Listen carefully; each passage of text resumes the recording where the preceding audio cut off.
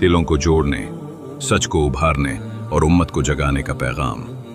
Aqsa T V. الحمدللہ رب العالمین والصلاة والسلام علی سید الانبیاء والمرسلین، اما بعد۔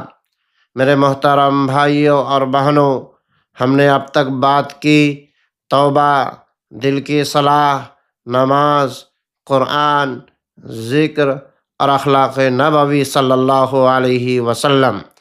آج ہم بات کریں گے اس موضوع پر جس سے جنت اور جہنم جڑی ہے، ماں باپ کے حقوق۔ والدین کا مقام اللہ تعالیٰ فرماتے ہیں اور اپنے ماں باپ کے ساتھ اچھا سلوک کرو۔ یہ حکم نماز کے بعد آیا۔ ماں کی عظمت۔ حضور صلی اللہ علیہ وسلم سے پوچھا گیا، سب سے زیادہ حسن سلوک کا حقدار کون ہے؟ فرمایا، تمہاری ماں۔ 3 مرتبہ فرمایا، ماں ماں ماں، پھر فرمایا باپ۔ باپ سایہ دار درخت کی طرح ہے، خود دھوپ میں چلتا ہے، اولاد کو سایہ دیتا ہے۔ ہمیں اکثر اس کی قربانی نظر نہیں آتی۔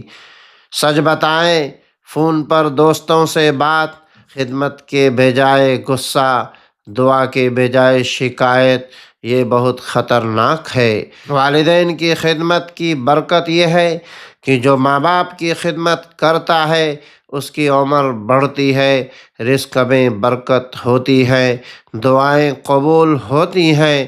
رمضان بہترین موقع ہے، والدین کی قدم دبائیں، ان کے لیے افطار بنائیں، ان کے ساتھ دعا کریں، یہی اصل عبادت ہے۔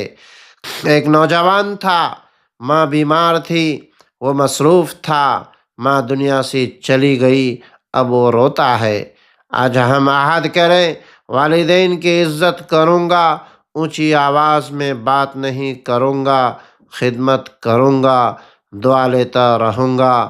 یا اللہ، ہمارے والدین پر رحم فرما، جو زندہ ہے ان کو صحت دے، جو وفات پا گئے ان کی مغفرت فرما، ہمیں فرما بردار اولاد بنا، آمین یا رب العالمین۔ والسلام علیکم ورحمۃ اللہ وبرکاتہ۔